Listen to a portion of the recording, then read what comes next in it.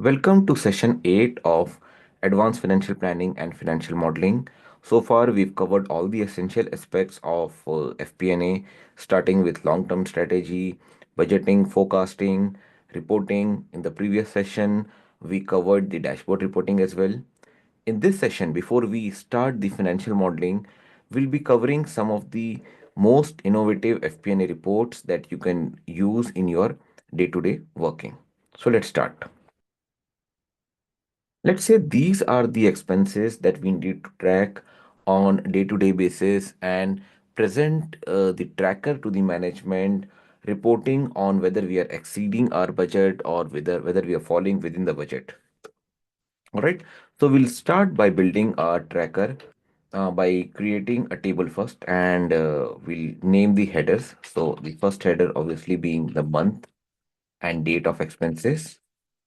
Then we would have expense category, the budget approved for each category, and actual expenses.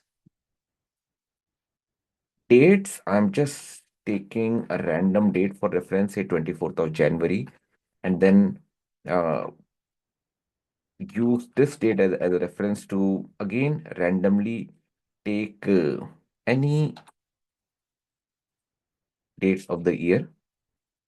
I'll select this one where I've put this random formula and then drag this till the point I want to see the data, and then press Control D, D as in duplicate, and then do a paste special. Now my dates are fixed. I just need to extract the month of these dates, which I can do using the month formula. Again, my formula is over here. I select this way so that the top where the formula is there, it's selected, and then I can duplicate this formula all the way to the bottom. So now I have the dates and the month, and then I need to put here the expense category.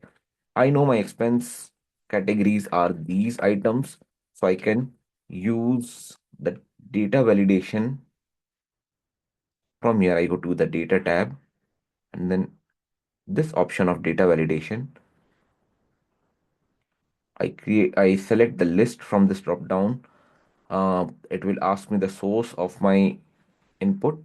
I go to this sheet and select this as my source.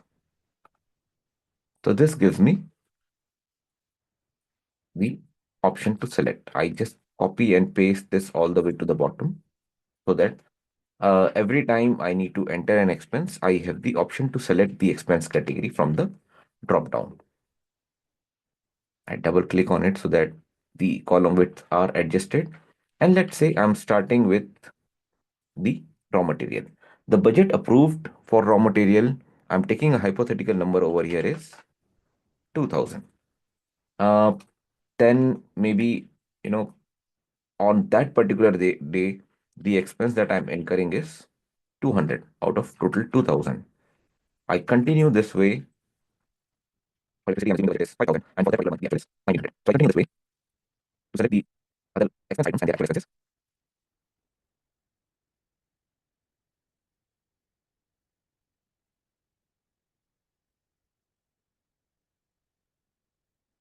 All right. So these are my approved budget and the actual expenses, and the budgets I have entered just once. Now I need to create a summary out of all this, and a summary that would show me that period till date, PTD, what's the total expenses, summary of total expenses that I've incurred, what's the total budget has been approved, and how does the total expenses flare against the budget. So I'm back to this sheet. Let's name this also expense category, budget approved, and actual expenses. These are total. Now, what I'm going to do is first let me adjust the width. I select all of it using Control Shift, select this, and then Alt HOI, uh, adjust my column width. I use the sum if function. I select this as sum, take it little move to the bottom, maybe select the entire column and then select another set of column over here for my expense category formula.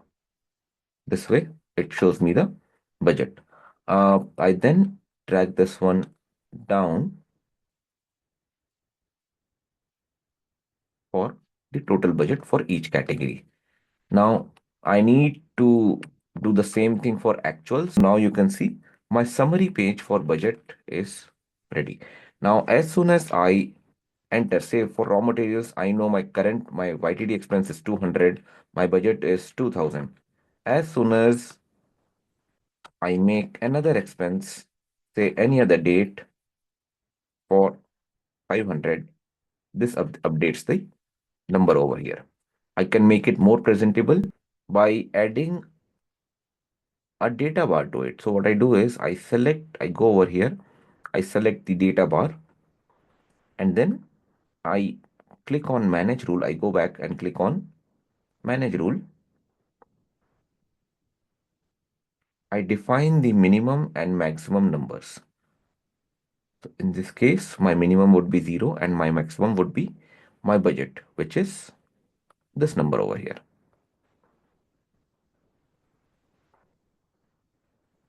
When I click on apply, it will show me the extent to which my expenses is there against my budget.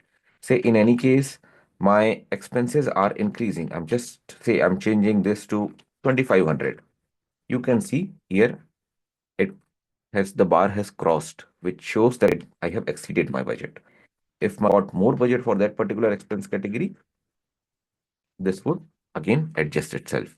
I can do it similarly for all the rest of the columns over here and then maybe filter it in a more decent manner.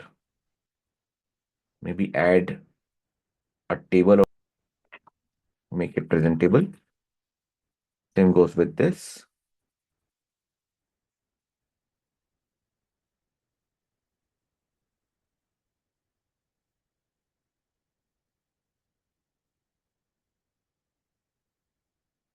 Name this. This would be my data. This would be my summary.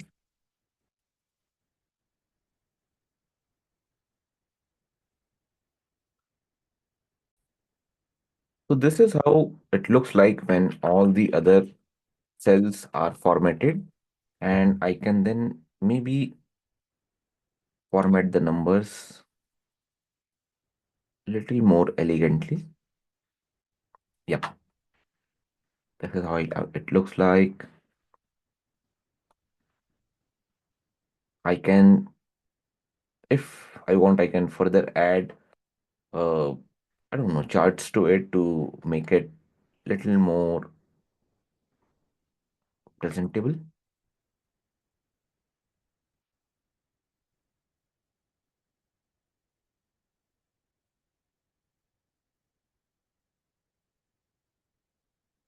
And this is interactive and dynamic. So as I enter any data over here,